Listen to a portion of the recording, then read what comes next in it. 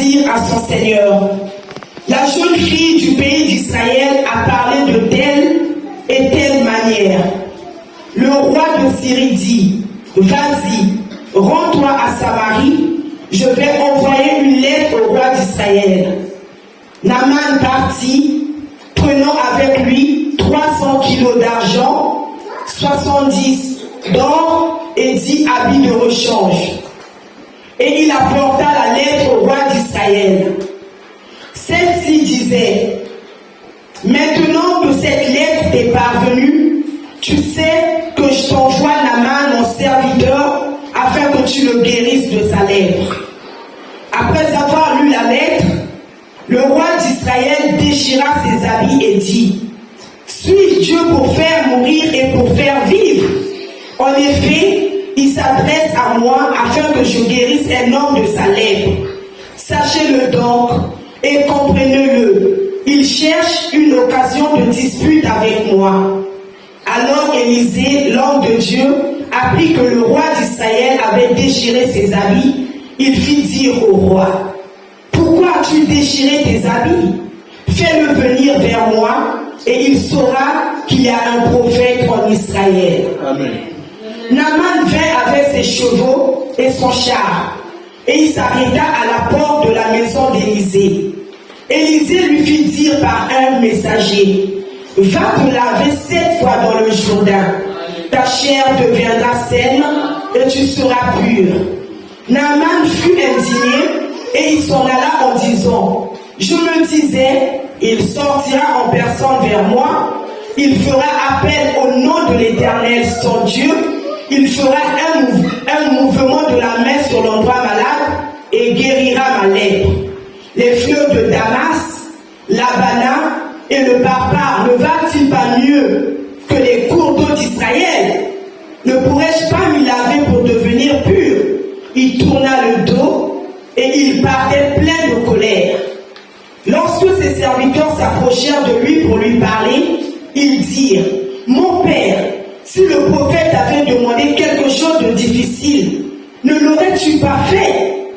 Tu dois d'autant plus volontiers faire ce qu'il t'a dit. Lave-toi et tu seras pur. Il descendit alors se plonger 7 fois dans le Jourdain, conformément à la parole de l'homme de Dieu. Sa chair redevint comme celle d'un jeune enfant et il fut pur. Naaman retourna vers l'homme de Dieu avec toute sa suite. Dès son arrivée, il se présenta devant lui et dit, je reconnais qu'il n'y a aucun Dieu sur toute la terre, sauf en Israël. Alléluia. Amen. On va s'arrêter là. Que le Seigneur bénisse sa parole. Amen. Alléluia. Amen. Il s'agit ici d'un Syrien qui s'appelait Naaman. La Syrie et Israël sont voisins au nord. Ce sont 2 pays voisins. Au temps de David, Israël était plus fort que la Syrie. Donc la Syrie devait payer un tribut à Israël. Il devait apporter une contribution qui lui était imposée. Donc la Syrie le faisait malgré elle. Et au temps d'Élisée, la Syrie va augmenter en puissance. Elle va devenir plus puissante et elle va commencer à mener des combats en Israël. Et c'était des combats qui se répétaient pour effrayer la population. Alléluia. Amen. Alors, pendant qu'il menait ses attaques, ses raids, il prenait des hommes et des femmes en otage. Et parmi ces hommes, parmi ces femmes, il y avait une jeune fille israélite qui deviendra la servante de la femme de Naaman. La Bible dit que Naaman était un homme fort. Il était vaillant. Il était courageux. Il était plein de bravoure. Mais il était lépreux. Il était malade. Il souffrait de la lèpre. Son corps était malade. Bien qu'il jouissait de la faveur de son Seigneur. était malade. Et à cette époque, la lèpre c'était parmi les maladies les plus redoutées. Elle entraînait la mort. La finalité de cette maladie, c'était la mort. Un jour, cette jeune fille israélite va dire à sa maîtresse, si seulement mon maître pouvait voir pouvait voir le prophète qui est à Samarie, il va le guérir de sa lèpre. La femme de Naaman va me dire à son mari, mais écoute ce qu'a dit ma servante. Naaman, sans hésiter, il va voir le roi. Il en parle au roi. Naaman a parlé du prophète qui est à Samarie, qui est capable de le guérir. Mais quand le roi rédige sa lettre, il l'envoie au roi d'Israël. Alléluia. Amen. Il dit à Naaman, tu vas y aller. Je veux rédiger une lettre au roi d'Israël. Il rédige la lettre, il la donne à Naaman. Naaman prend 300 kilos d'argent. On va le lire. Naaman partit prenant avec lui 300 kilos d'argent, 70 d'or et 10 habits de rechange, et il apporta la lettre au roi d'Israël. Alléluia. Amen. Quand Naaman arrive chez le roi d'Israël, il lui remet la lettre. Le roi, quand il ouvre la lettre, nous allons lire, après avoir lu la lettre, le roi d'Israël déchira ses habits et dit, il a déchiré ses habits, pourquoi? Parce que la lettre disait que maintenant que cette lettre t'est parvenue, tu sais que je t'envoie Naaman mon serviteur afin que tu le guérisses de sa lèpre. Le roi était troublé. Le roi était choqué. Il a déchiré ses vêtements. Il s'est dit, suis-je Dieu pour faire mourir et pour faire vivre? Comment il peut m'envoyer un lépreux afin que je le guérisse? Je n'ai pas ce pouvoir de guérir. Je n'ai pas cette capacité de guérir. Alléluia. Le roi ne savait plus quoi faire face à une telle situation. Il était effrayé. Et la nouvelle parvient aux oreilles du prophète Élisée. Élisée va dire au roi, pourquoi tu as déchiré tes vêtements?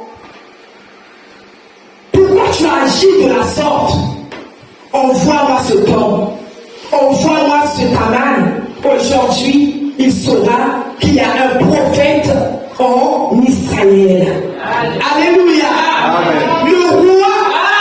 Le roi a tremblé devant cette situation. Mais l'homme de Dieu n'a pas tremblé. Alléluia. Il n'a pas tremblé, il n'a pas eu peur. Il a dit, envoie-le-moi, envoie-le vers moi. Et aujourd'hui, il saura qu'il y a un prophète en Israël. Amen. Ce n'était pas une manière pour Élisée de se vanter. Mais Élisée savait de quoi il était capable avec son Dieu. Amen. Alléluia. Amen. Naaman va vers Élisée. La Bible nous dit que quand il arrive devant la porte de Élisée, il s'attendait à ce que Élisée sorte. Mais le prophète, il a envoyé un messager. Ce messager va vers Naaman. Il lui dit, va te laver 7 fois dans le Jourdain et ta chair deviendra saine, tu seras pur. Dès que Naaman a entendu cette parole, il s'est mis en colère. Il n'en revenait plus. Il s'est dit, je pensais qu'il allait venir vers moi. J'allais le voir en personne. Il allait invoquer l'Éternel, son Dieu. Il allait faire un mouvement de la main sur la partie malade. Je pensais qu'il allait me guérir de cette lèpre. Mais il ne l'a pas fait. a des fleuves plus grands que le Jourdain. Comment il peut m'envoyer me laver dans le Jourdain? Un chef comme moi, il était très en colère. Ce serait peut-être mieux de me laver dans les fleuves qui sont chez moi, au lieu de le faire dans le Jourdain. On le faisait peut-être dans mon pays, je serais guéri. Il était très en colère. Mais ses serviteurs se sont approchés de lui. Ils lui ont dit, mon père, si le prophète avait demandé quelque chose de difficile, ne l'aurais-tu pas fait? Alors fais avec plaisir ce qu'il t'a dit. Et à ce moment-là, Naaman, il n'a pas raisonné, il n'a pas réfléchi 2 fois.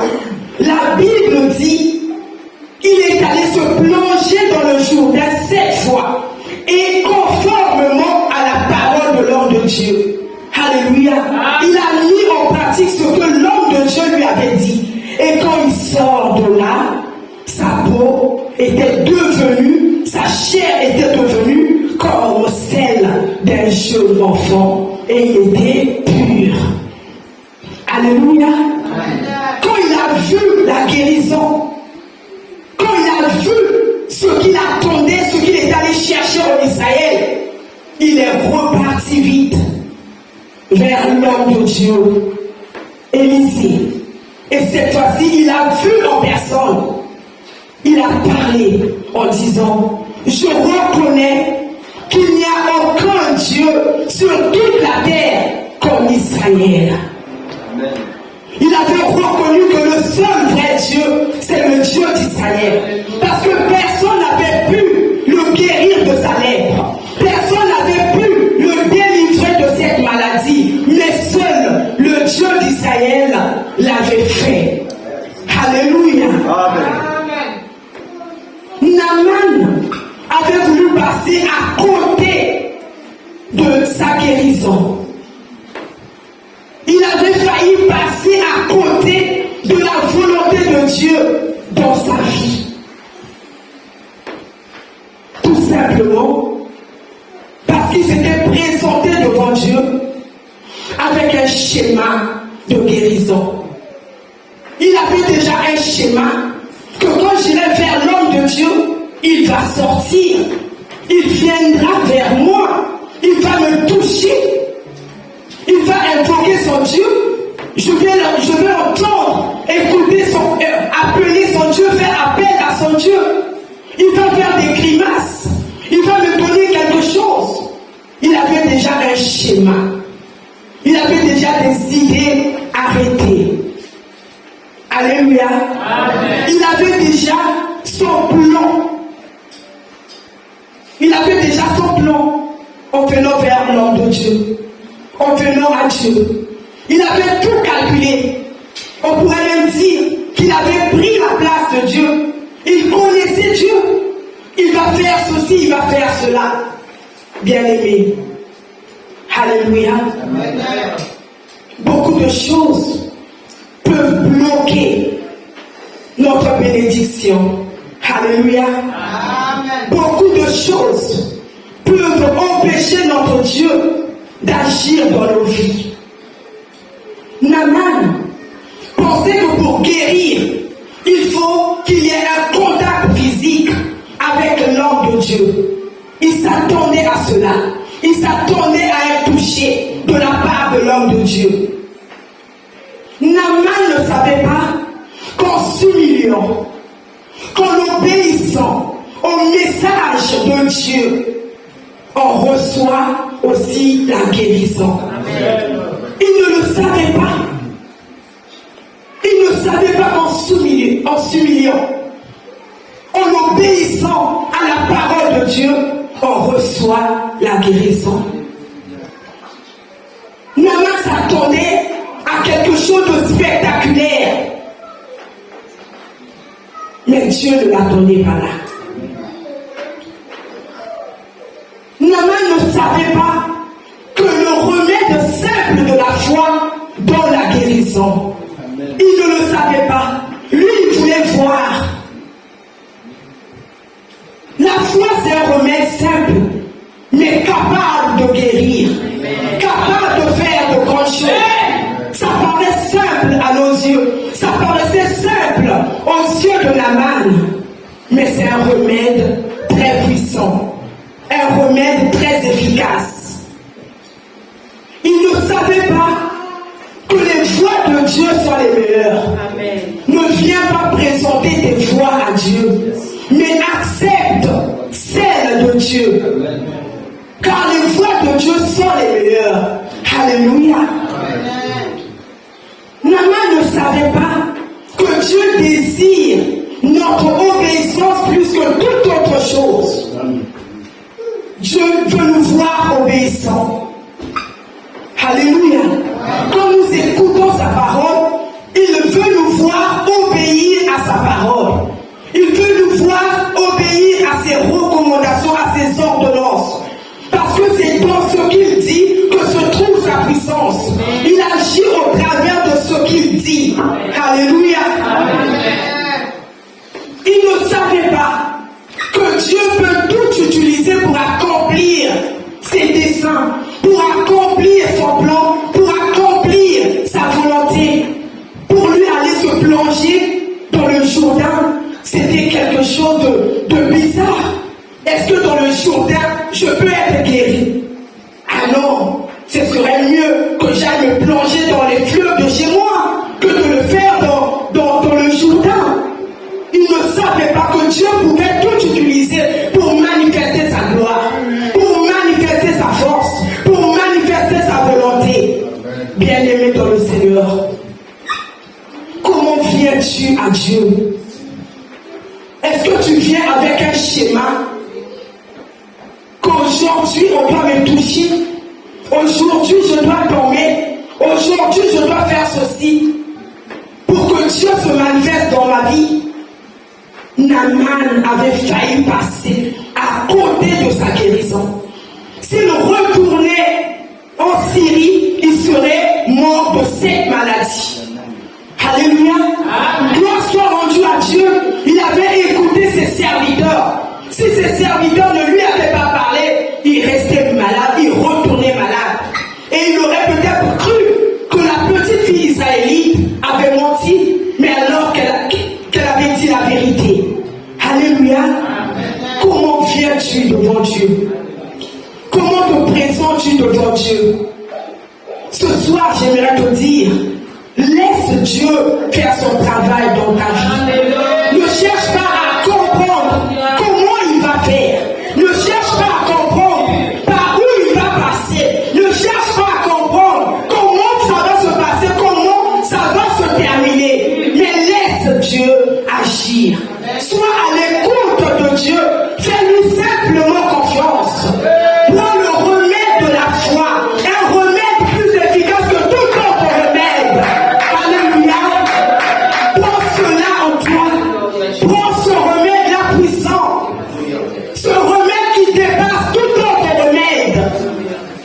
Un remède simple, mais capable de bouleverser le monde. Capable de bouleverser les choses. Capable d'amener à l'existence les choses qui n'existent pas. Alléluia. Le Seigneur est là ce soir. Et la Bible déclare qu'il est l'auteur de notre foi. Il nous donne la foi au travers de sa parole. Et c'est lui qui consomme cette foi-là. Il se nourrit de cette foi-là. Il en a besoin. Alléluia. Laisse ce remède te guérir. Ne regarde pas à gauche. Ne regarde pas à droite. La Bible déclare qu'il est esprit. Tu n'as pas besoin de le voir. Tu n'as pas besoin de le contrôler. Tu n'as pas besoin de lui donner des conditions. Mais laisse-le agir. Ce qu'il te demande, c'est la foi simplement. Aie foi en lui. Alléluia. Aie foi en lui. Ne regarde pas aux hommes de Dieu. Ne regarde pas à qui que ce soit. Ne regarde pas à ta situation. Ne regarde pas à la maladie. Mais présente à toutes ces situations la foi qui est en toi. Alléluia. Présente à toutes ces situations la foi que tu as en Jésus-Christ. Alléluia. Sois comme Élisée. Aujourd'hui, il saura qu'il y a un prophète en Israël. Alléluia. Il saura aujourd'hui qu'il y a un prophète en Israël. Il voulait simplement parler de la grandeur de son Dieu. Il voulait simplement parler de la puissance de son Dieu. Parce qu'il dépendait de l'Éternel. Il dépendait du Dieu tout-puissant. Il dépendait du Dieu redoutable. Alléluia. Et Naaman, quand il est arrivé, il a vu réellement qu'en Israël, il y a un Dieu. Il n'a pas parlé du prophète Élisée, mais il a parlé du Dieu d'Israël. Il a parlé du Dieu tout-puissant. Il a parlé du Dieu redoutable. Alléluia. Garde ta foi. Garde ta foi, bien-aimé, et sois déterminé. Car la détermination compte beaucoup dans ce que nous sommes en train de faire. Alléluia. Associe la foi à ta détermination, bien-aimé. Ne doute pas. Ne doute pas, bien-aimé. Alléluia. Ne doute pas. Mais attache-toi à ce Dieu-là. Aie confiance. Aie confiance. Il est capable. Il est grand. Il est puissant.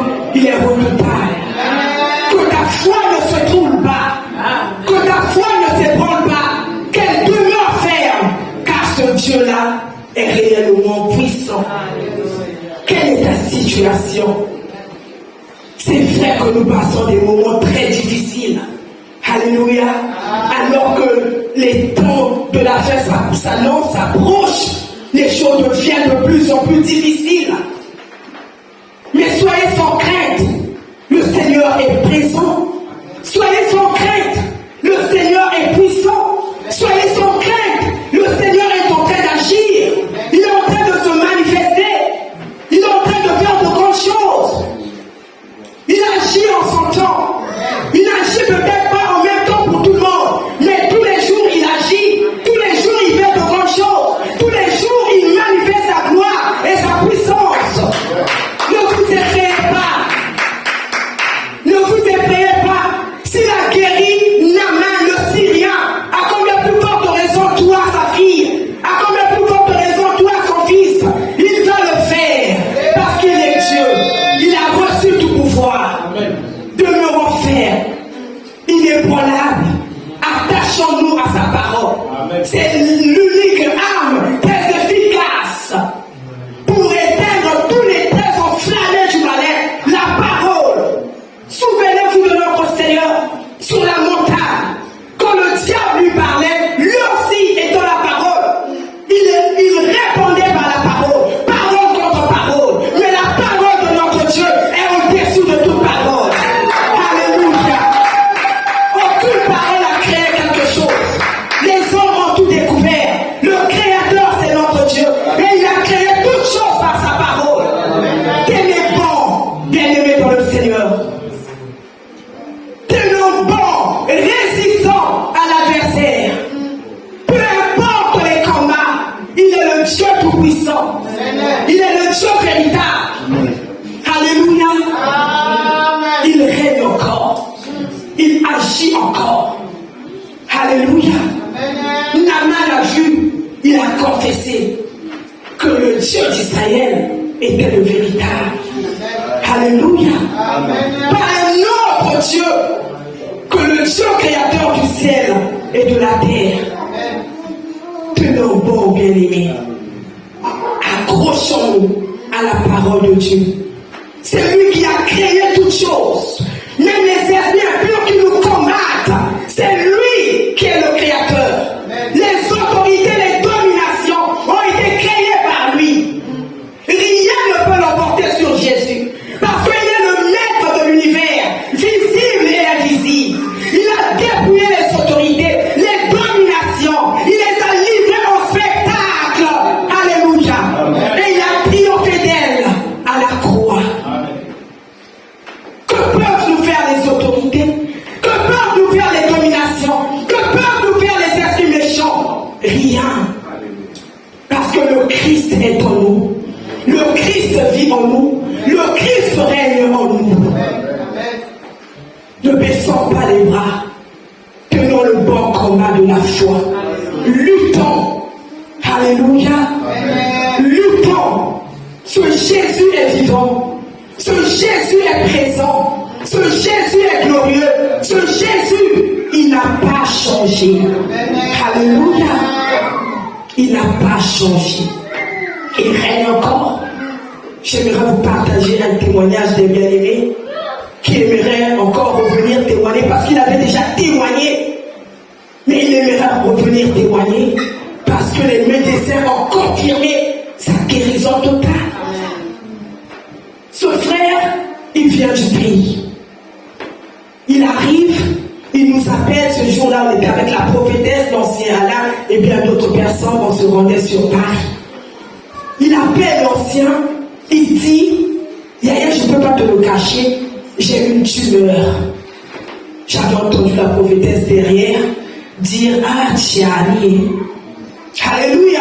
Elle avait compati parce que c'est une maladie grave. Mais moi, dans mon cœur, je me disais, ah, Chakatoro, nous allons implorer la grâce de Dieu. Nous allons demander la main de Dieu. Alléluia. On a commencé à prier. C'était un combat terrible. Un combat qui nous a épuisés. Parce qu'à un moment donné, si tu n'es pas fort, tu lâches. Tu vas te dire, il va mourir, on laisse tomber. Mais un jour, alors que j'étais en train de prier, j'ai commencé à prophétiser. Je vais te guérir, je vais te guérir. À la fin, je lui ai dit, tu as écouté ce message. Mais je ne comprenais pas. La prophétie disait, je vais te guérir. Pas je te guéris, mais je vais te guérir. On a fait des examens, tout allait bien.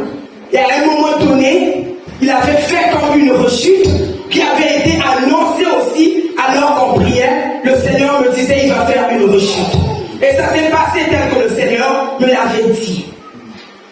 Un autre jour, je l'appelle, la respiration avait complètement changé, comme au début de la maladie. Je dis, Seigneur, ça c'est quoi? Ça c'est quoi? Qu'est-ce qui se passe encore? J'étais fatigué parce qu'un seul sujet qui prend beaucoup de temps. Je dis, mais ça c'est encore quoi? Là tu es en train de mal respirer, là c'est comme au début. Aïe aïe, je ne comprends pas ce qui se passe, ça va pas et tout. Mais gloire soit rendue à Dieu. Malade qu'il était, il est rentré en jeûne. Alléluia. Amen. Il n'a pas regardé à la maladie, mais il a fixé ses regards vers le Seigneur. Amen. Alléluia. 7 jours, il mangeait qu'une seule fois le matin, atteint d'un cancer. Alléluia, avancé. Il a cherché la face de Dieu. Moi, je lui avais dit, j'ai déjà jeûné, je ne jeûne plus. Pourquoi? Parce qu'un jour, le pasteur, alors qu'il prêchait, il avait dit, des fois, il faut laisser la foi se manifester. Alléluia. Amen. J'étais resté attaché à la prophétie. Je le guérirai.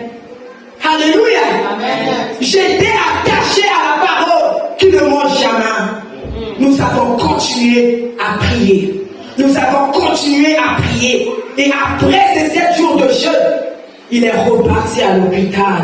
Alléluia. Amen. Il arrive dans l'hôpital, on lui dit, on doit encore te remettre la prothèse parce que là, ça ne va pas, l'opération avait été mal faite. Il faut qu'on te remette la prothèse. Il m'appelle et me dit, Yaya, là c'est compliqué, ils ont dit, ils vont me remettre la prothèse. J'ai dit, on laisse Dieu faire. Alléluia. Amen. Pendant ce temps, il est allé sur Internet. Regardez les symptômes. N'allez jamais sur Internet quand vous êtes malade. Je sais de quoi je vous parle. Alléluia. Amen. Vous ne savez pas qui sont ceux qui ont mis ces choses que nous lisons. Alléluia. Vous ne savez pas sur quelle base ils les mettent. Et il a commencé à manifester. Il s'est évanoui. Il s'est retrouvé dans les cimetières. Alléluia. Et ce jour-là, il mourait. Mais il a vu quelqu'un qui lui disait, mais qu'est-ce que tu es venu chercher? Il dit, repars, repars, repars. Alléluia. Amen. Faisons très attention. On a continué à implorer la grâce de Dieu. Et pour la deuxième fois, quand il est reparti à l'hôpital, on a fait tous les examens, il n'y avait plus rien, et ils ont dit, on va plus te remettre la prothèse, vous pouvez maintenant pratiquer n'importe quelle activité sportive parce que vous êtes guéris. Alléluia! Il est merveilleux notre Dieu. Il est merveilleux notre roi. Alléluia! Jésus n'a pas changé. Jésus est le même. Jésus est vivant. Il est puissant. Gardons la foi. Demeurons fermes. Alléluia. Il agit ce Dieu-là bien-aimé. Il fait des choses extraordinaires. Des choses qui dépassent l'entendement humain. Alléluia. Laisse-moi te donner un autre témoignage afin de booster ta foi. Nous ne racontons pas des histoires ici, mais nous disons des choses vraies. Alléluia. Nous sommes les témoins de la parole. Ce que nous lisons, le Christ l'a fait. Il le fait encore aujourd'hui. Alléluia. Il y a de cela quelques années en arrière, il fallait faire le regroupement familial de Béni. Il y avait des papiers bizarres. Je me disais, est-ce qu'au Congo, les gens sont intelligents ou ils sont cons? Tous les papiers qu'on nous envoyait, il y avait des erreurs. Et j'étais obligé d'aller au pays. J'arrive là-bas, tout était compliqué, très compliqué. Alléluia! Il fallait chercher la face de Dieu. Et un jour, en dormant, le Seigneur, il me montre beaucoup de vieux papiers. Donc toute une pile de vieux papiers, et le papier blanc, le papier récent, il était carrément en dessous. Carrément en dessous. Parce que quand j'allais à la mairie, les gens de la mairie me disaient, mais madame, il faut beaucoup prier, parce que c'est compliqué. Même nous qui travaillons ici, on fait des erreurs. Tous les papiers qu'on me remettait avaient des erreurs. Et ce jour-là, j'avais béni Dieu. Et quand j'avais vu ce papier, j'avais dit gloire au Seigneur. Mais le Seigneur ne s'arrête pas là. À la mairie de Vilou, les choses étaient très compliquées. Mais Dieu, dans sa grâce, un jour on me dit, madame, allez au tribunal de Mukondo. J'y vais et je rencontre le procureur de Mukondo. Une chose extraordinaire s'est faite. Ce temps que je ne connaissais pas. Il m'a donné son secrétaire, m'accompagner jusqu'à ce que j'obtienne le papier que j'attendais. Alléluia. Son secrétaire qui était censé travailler pour lui, il me l'avait donné pas pour un jour, mais pour plusieurs jours. Il était là à m'accompagner jusqu'à ce que j'avais obtenu ce papier. Dieu est merveilleux. Alléluia. C'est pas un homme qui m'avait fait la cour. C'est pas moi qui lui avais demandé de me donner son secrétaire, mais c'est Dieu qui l'avait touché. Dieu est grand, Dieu est puissant, il est capable de tout. Toi qui es malade, sache qu'il est capable de te guérir comme la main. Toi qui as un problème, une situation qui te dérange, sache que Dieu est capable d'envoyer ses anges pour agir en ta faveur. Alléluia. Nous allons nous lever et nous allons prier. Alléluia. Gloire à toi, Jésus. Si le groupe de louange peut nous aider. Alléluia. Gloire à toi, ton Père. Gloire à toi, notre gloire. Alléluia. Nous bénissons le Seigneur. Alléluia. Nous bénissons le Dieu Tout-Puissant.